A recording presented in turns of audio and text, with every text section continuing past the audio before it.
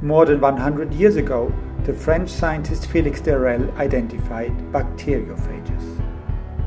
They look like spaceships from another world, but are most fearsome killing machines. Fortunately, they leave us humans alone and target exclusively bacteria. Phages stick to their prey with leg-like fibers, which trigger their shaft to ram a needle into the bacterial hull.